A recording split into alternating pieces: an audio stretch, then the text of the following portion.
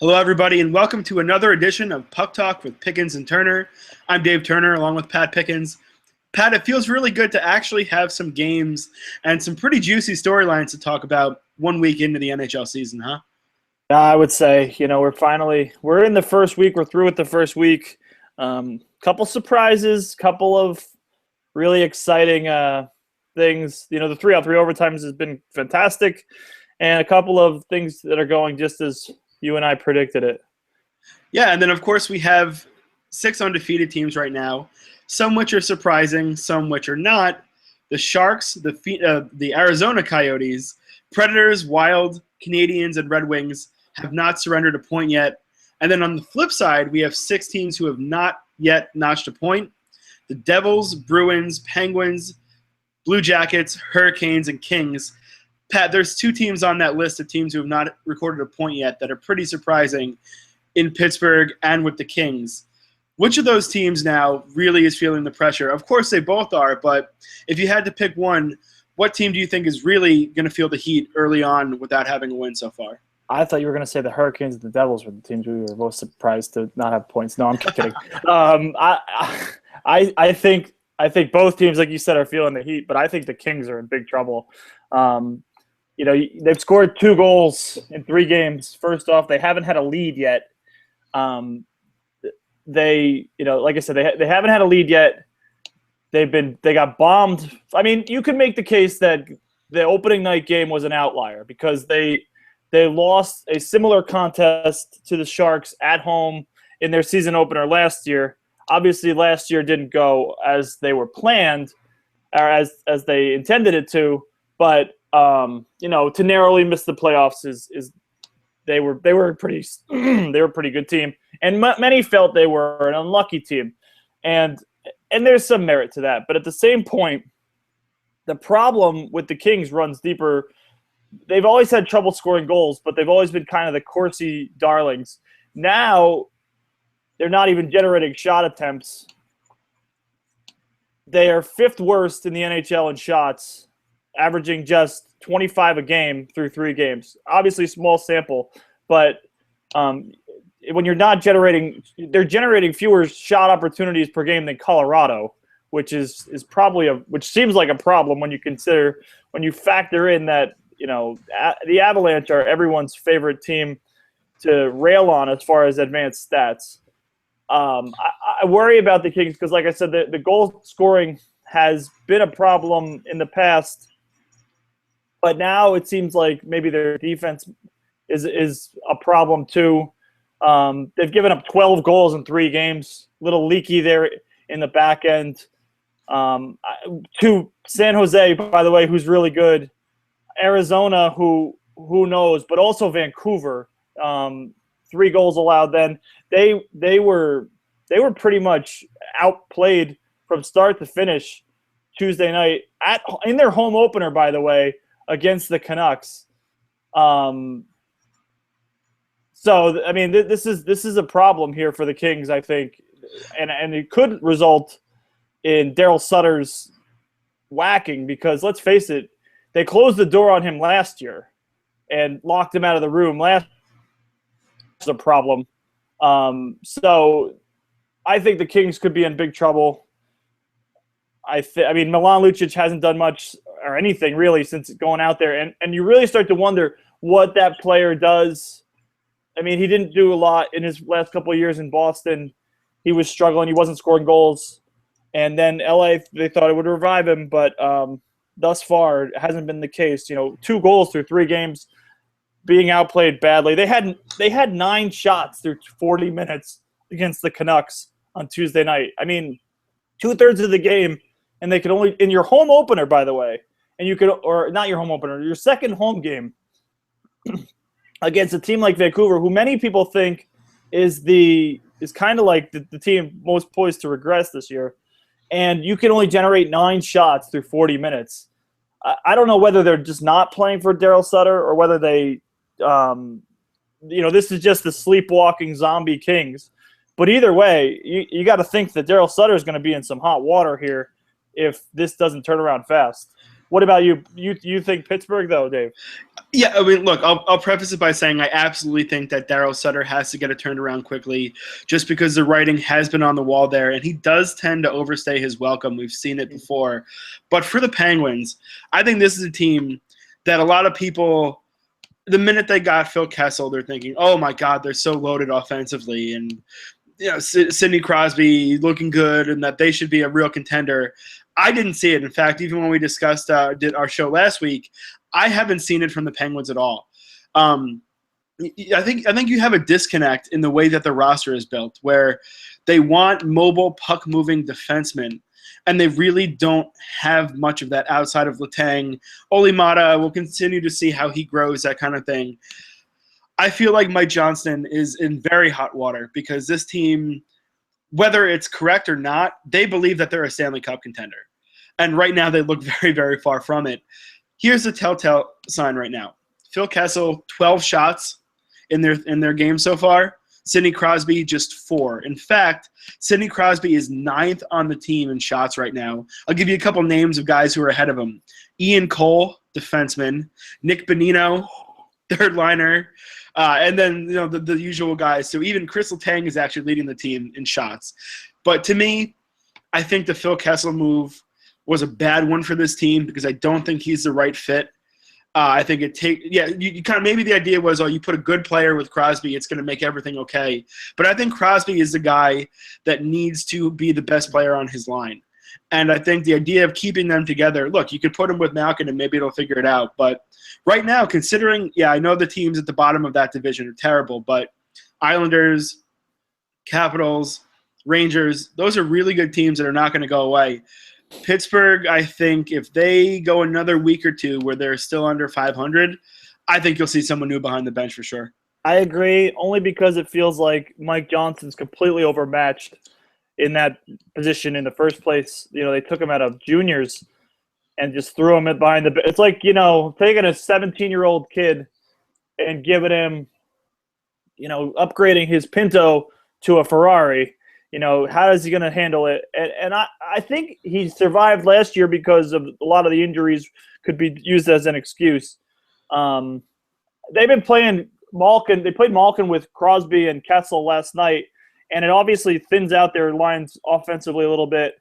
I still think, and I'm probably going to say this even in a week if they don't turn it around, that they'll turn it around because, there is some reason to worry because, like you said, Crosby's deferring to Kessel a lot on that line, which thins out their offense a little bit. But I still think they're going to get it turned around. I think what was really more telling is how average Marc-Andre Fleury was in their loss to Montreal. I mean, Montreal, we'll get to them in a minute, but is very good. But like you said, you need when things aren't going well, every little thing tends to stand out, but Fleury wasn't great, and they had some chances in that game, and obviously Carey Price was good, but moving along, Dave, we just mentioned 2 coaches who we think could be in some deep trouble if things don't get turned around. Obviously, it's never too early. The Flyers fired their coach 2 years ago, 3 games into the season, so it's never too early to start the hot seat in terms of coaching. Besides Daryl Sutter and Mike Johnston, who do you think is a sleeper pick maybe to get fired as the first coach fired? I think it's going to be Claude Julien. And that might be a little weird to say because they did keep him after they kind of had the culling last year and a little bit of turnover. But I just feel that this team has been so bad defensively that they're going to look at it very quickly and say, we're not going anywhere this year. We need to start rebuilding. And they might decide to go with a different coach and kind of forge ahead with maybe a different identity, do something different. He's a great coach. I really do believe that, and I think he'll get a job in a second. But I would think that if this turns into an absolute dumpster fire, which it could be, how do you justify? Look, they weren't a good team last year. They fell apart and missed the playoffs. But if they're really bad this year, I can't see him surviving just for the fact that at some point you gotta cut your losses and restart, and maybe they'll go in a different direction with that. The question then becomes, does he want to be there? Does he want to be involved in this part of rebuild? He turned from cursed, the cursed championship drought team to Stanley Cup champion, and now all of a sudden it's like he's stuck manning driving the Titanic as it's going down.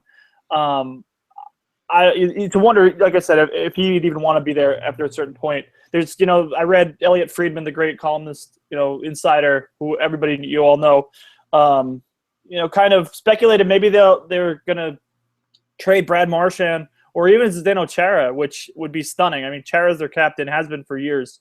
And you wonder just how bad things are getting in Boston. And then you read also that they're looking for defense. Well, Dougie Hamilton's a pretty solid defenseman. We'll leave that one because Boston fans are smarting with the Bruins as it is right now. But yeah, no, I would be surprised by that. But he's been fired before. I agree he'd get a job in a second. But my pick for that is going to be Todd Richards in Columbus because you can make what you want of the Blue Jackets' success 2 seasons ago. They were a playoff team. They were they gave the Penguins some fits back when the Penguins were the division champions.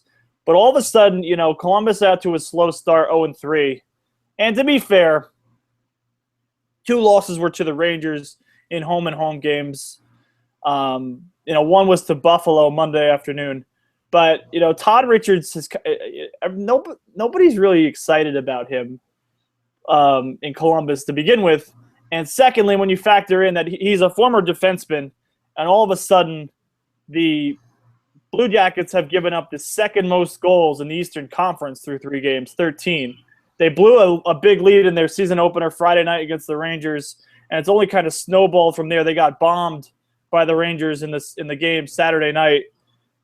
He's talking about, there's questions about Bobrovsky. There's questions about the defense, which, let's face it, their defense isn't necessarily their strong point. They've got Ryan Murray back there, but a couple of question marks. And if Bobrovsky's going to have struggles, which he hasn't been great, particularly if you look at his stats so far, they're pretty horrible actually. But if you consider the fact that Todd Richards is a former defenseman, can't keep his defense team with so much expectation and so much push, they thought they were really, really, devastated. I obviously were devastated by injuries, but they thought that was the reason why they lost last year, not because their team was subpar. And then they added Brandon Saad. So you get the vibe that maybe if things don't turn around in Columbus real fast, Todd Richards could be next to go. They have a history of midseason firings. And by the way, Sergei Bobrovsky, 3 games and starts, 4.66 goals against, .850 save percentage. From a guy who a lot of people thought would be the Vezina Trophy winner this year. I know it's only 3 games in, and I know the Rangers are flying offensively, especially. But if things don't get going, but Monday's game against Buffalo is a little bit telling. They couldn't stay out of the penalty box. They were kind of soft defensively. They gave up a sweet goal from Jack Eichel, which we'll get to. But you start to feel like the Wolves will start coming at Todd Richards' door there. So I would think he would be a sleeper pick if things don't get turned around. Yeah, I'll buy that. I think he'll have a little time. I don't know if they're going to be that quick with it, but I do get the feeling that they expect to be a playoff team, and even a good one at that. But switching gears now, we're going to do a little new segment today. It's going to be 3+ and 3-. Pat and I are both going to take a couple topics that we like and we don't like and just do a little bit on them. So for me, my first plus is going to be a team that I didn't think I'd be talking about them at all this early. But it's the Arizona Coyotes. They're 2-0, and they've looked pretty good. And most importantly, they've looked good with the young guys. And that, to me, is a big thing. Max Domi, Anthony Duclair, Tobias Reeder. Their future is bright. I mean, it really is. They have some nice young pieces. They're a team that has a ton of salary cap room. They're not going to keep it up. They're not going to be a playoff team this year. That would be foolish to think that. But the fact that these young guys are coming in right away and being good players for them, I think speaks volumes to where they're going to be in a couple of years. I like what I've seen from Arizona so far. The speed's been there. You mentioned Reeder, who's kind of had a breakout start here. I like that. I like them, and I'm excited for them because they've struggled so mightily through the years here. You know, you're almost excited for the few fans they have out there that are there. My first plus is going to be Max Pacioretty, who is he's given the captaincy of the Montreal Canadiens. And what did he do? He scored on his first shot on goal of the team's first shot on goal of the season. He has 4 goals. He has 6 points.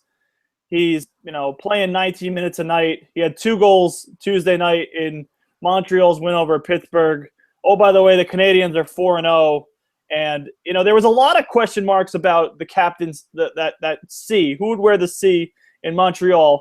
And when things like that come up in Montreal, for whatever reason, everybody has to weigh in on it. So, there was all the talk about, should PK Subban get it? And, once they, Thomas Plekanec has been it for years. But then they give the seat to Pacioretty, and he's such a calm and, poised, so calm and poised beyond his years up there in Montreal. And look, this has been one of the elite goal scorers in the NHL since he's entered the NHL. I think it was 2008-09 or 09, I guess. And he's he's 37 goals a year ago, and all of a sudden he's leading the tied with a couple of our favorites for the league lead in goals through 4 games. And by the way, the Canadiens are atop there. So I really like Max Pacioretty a lot. Had a lot of time to talk to him through the years, and good for him and good for the Canadiens. Absolutely. There's no harder position possibly in hockey than being an English-speaking guy. American-born. Yes, but I mean, even then, of course, the language barrier just kind of tends to frustrate them a lot. But for him, I mean, look, if he's going to put up big numbers, they will love him. As much as they're hard on their captains when they're not good, if you play well and the team plays well because of it, he will be loved. But for me, my next guy I'm going to go with here is Henrik Zetterberg, who's having a little bit of a renaissance here. Just when we think him, along with Pavel Datsyuk, maybe finally hitting the wall, he comes out. He has 7 points already. And the Red Wings are scoring a ton of goals. They look really good with the new system they have there, infusing some young guys along with that. And Zetterberg, he's a leader. And I think that we're seeing him kind of maybe put forth one more good season here. He's been kind of like an also-ran in the terms of he's just not talked about as being where he was. But look, 7 points already. And if he can put up a really good 70-point year, this team is going to be a playoff team. As much as everyone loves to say they're not going to be a playoff team, so far they've looked every bit a team that's going to advance to the postseason. Everybody loves to kill, send the Wings into the grave, but until it happens, we're still stuck with the Red Wings hanging around. My plus is going to be the Winnipeg Jets. I picked them to regress, as you might all remember from a week ago.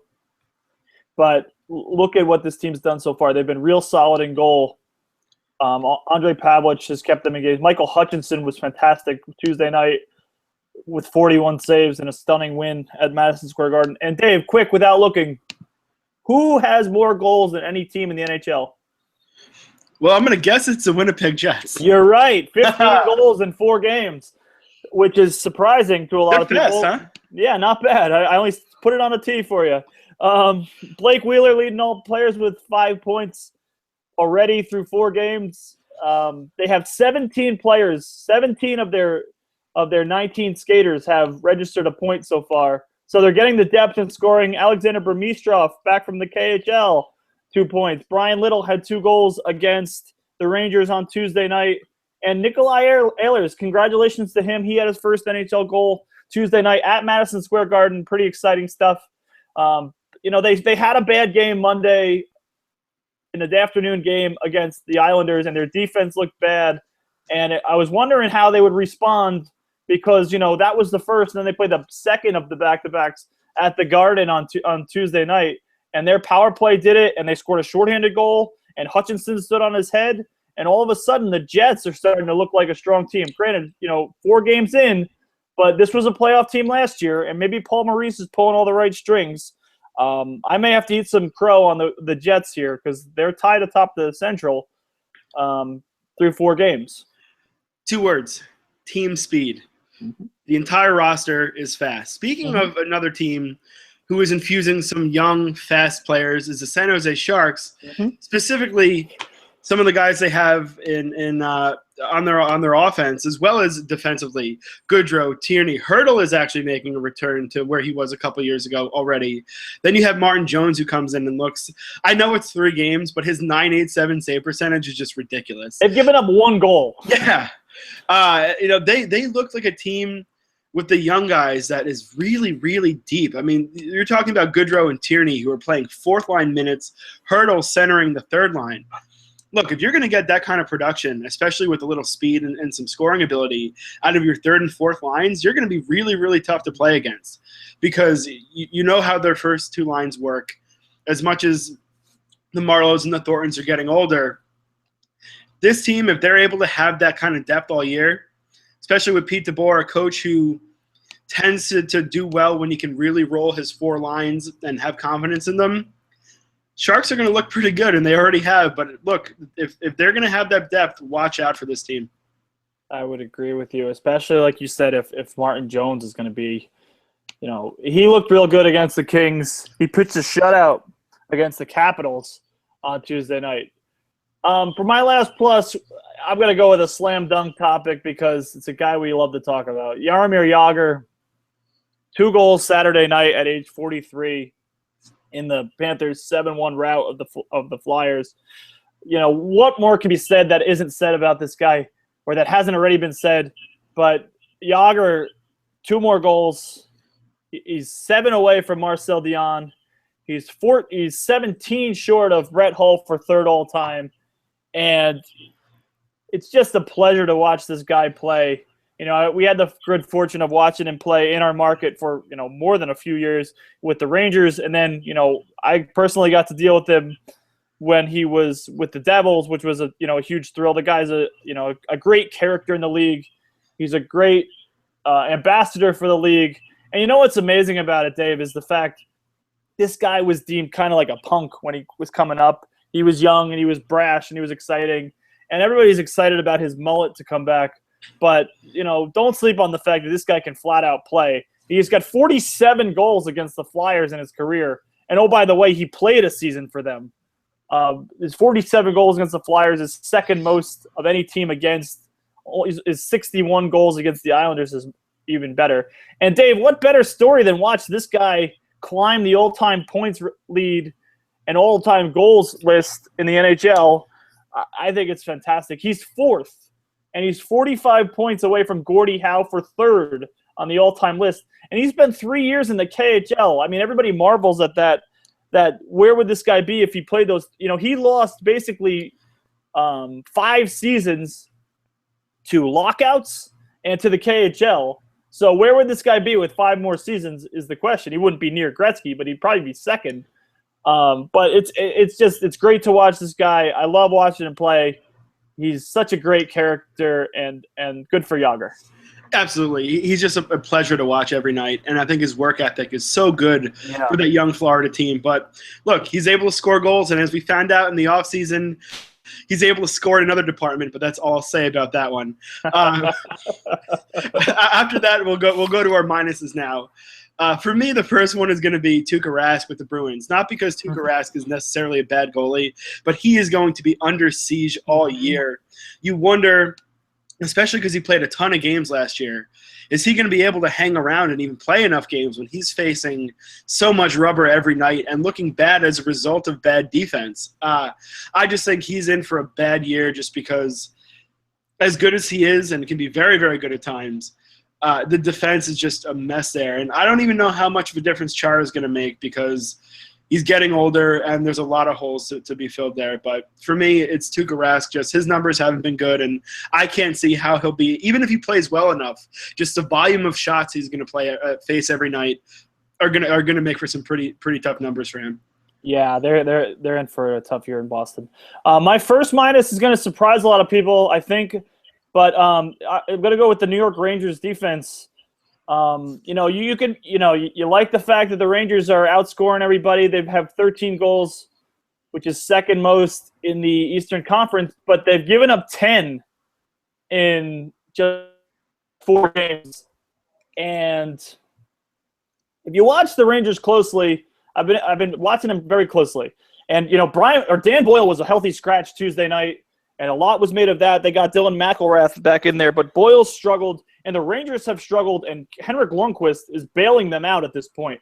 They've given up almost 34 shots a game, 33.8, which is the 7th most in the NHL at this point. And this is from a unit that everybody deems one of the best in the entire sport. So, I mean, if you see some of these saves that Lundqvist is making on, they're just phenomenal. They're 10 bells and beyond. They're save of the year type saves. But why are they getting these opportunities? Because the defense is really struggling. Their age is starting to show. Dan Girardi's lack of speed is showing. Keith Yandel's propensity to get caught is a problem. And it's amazing because everybody says, well, the Rangers are great. They're fantastic in goal. They have one of the best defensive units in the sport. And all of a sudden, now they may not because they're giving up shots galore. They're giving up chances galore. And the only reason they're winning so far is because of, Oscar Lindberg's big start, and they're outscoring everybody. So I'm not saying that they won't get the ship righted. Look at Alain Vigneault's even making, like I said, made changes to get Dan Boyle out of the lineup to get the youngster Dylan McIlrath in. But maybe something to watch as the season progresses in New York.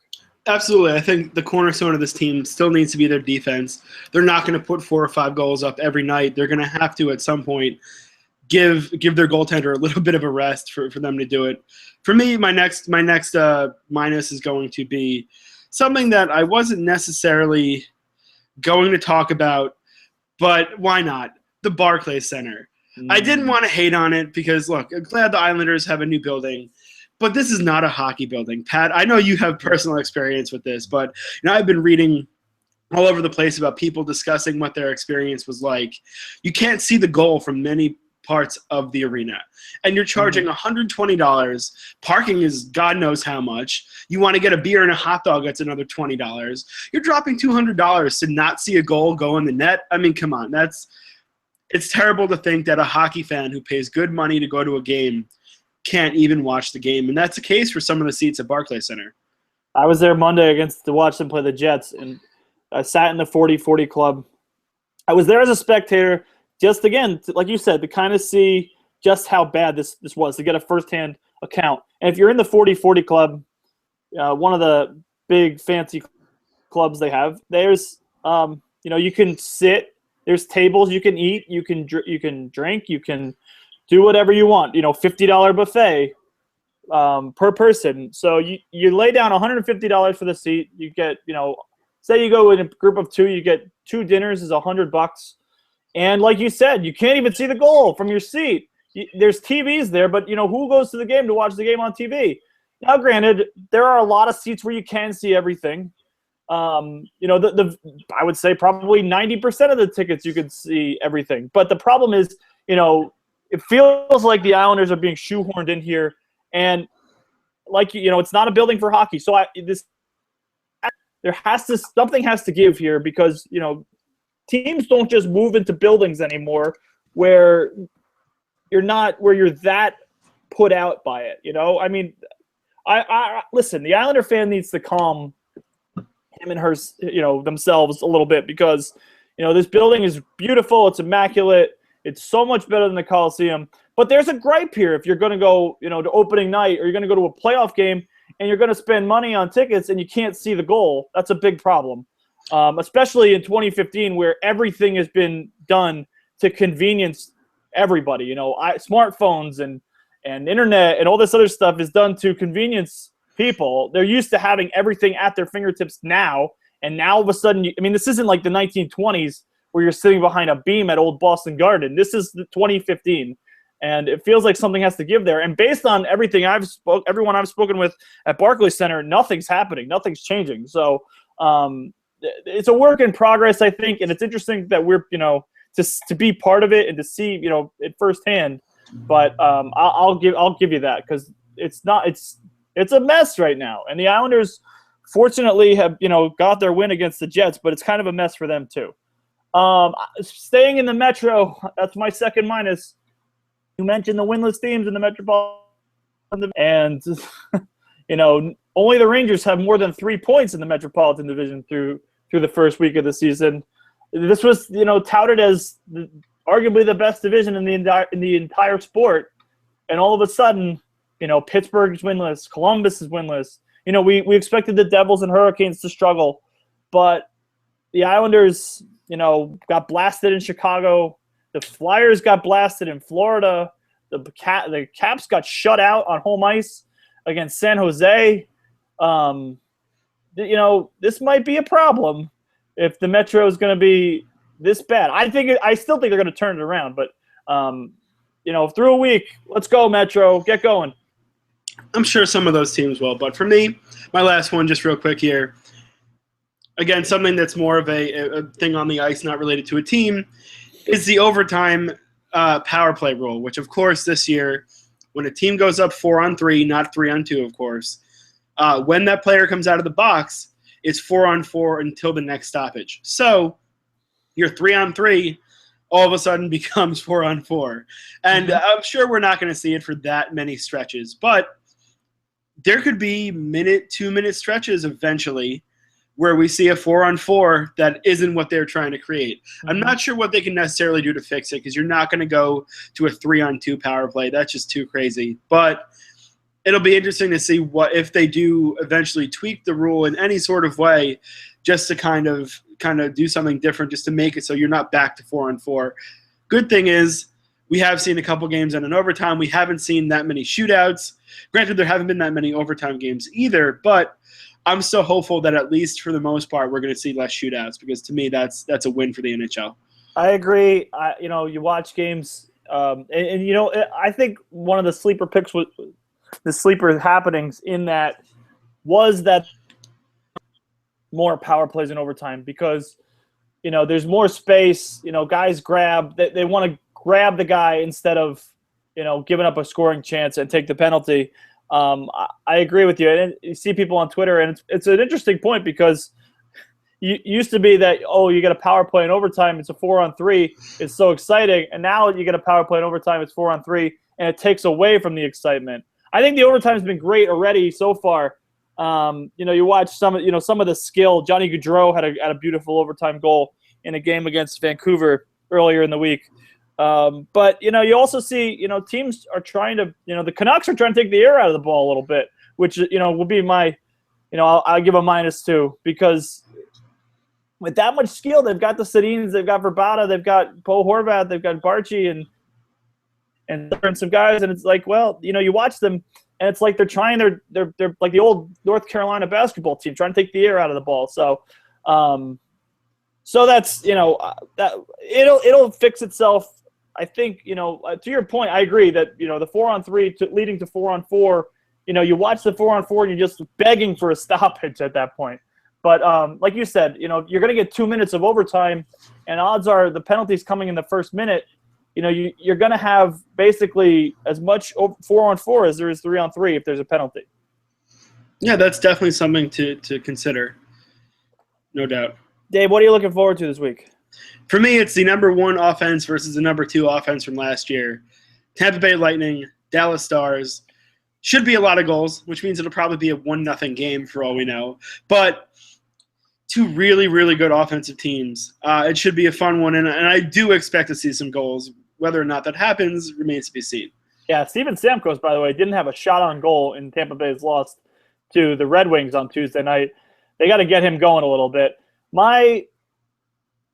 I'm looking forward to seeing the Sharks. I'm going to be around them in the week ahead. They're coming to New Jersey Friday, and Pete DeBoer's return to New Jersey, and then they'll be in Brooklyn on Saturday night. I will probably be at both games, and we're going to see if they give up a goal here in the next week or so, Dave, because that 1 goal against, I don't think that's sustainable. Yeah, I think that anything that like that under a small sample size, numbers can be skewed, but maybe there's something to it. The Sharks are on the rise. There's a couple other teams who have been exciting. It feels good to be back in the groove now, Pat, I have to say, just to have these things to talk about. Mm-hmm. And now we can monitor these situations, whether the hot seats become hotter or a team like Arizona is able to keep it going somehow. Yeah. It's just a lot of fun games. I mean, look, I'll turn on the NHL Game Center at night, and I can't even decide what games to watch because there's so many great storylines around the league. And as much as I think last year's regular season kind of didn't have something, there was a little bit of something missing. Yeah. This year, there's just a lot of – it just seems like there's a lot of unknown to this season, and I think that's what makes it great because we don't yet know what the storylines are going to be. So every night is like, well, what's going to happen? What's going to be the next thing that becomes the talk of the town? And by the way, we'll just go out on this, I think. Congrats to Connor McDavid for his first NHL goal Tuesday night. The Oilers are 0-3, but that everybody had that goal watch for Connor McDavid, and he finally got it. And, by the way, Jack Eichel's looking pretty good too. Yeah, it's nice to see the young guys already doing well. I can't wait for the Buffalo-Edmonton games because all the eyes are going to be on them, and that's the beauty of it. Yep. All right, Pat. So we'll be back next week. We'll have plenty more to talk about, I'm sure. This is Puck Talk with Pickens and Turner. I'm Dave Turner for Pat Pickens. Have a good one, everyone.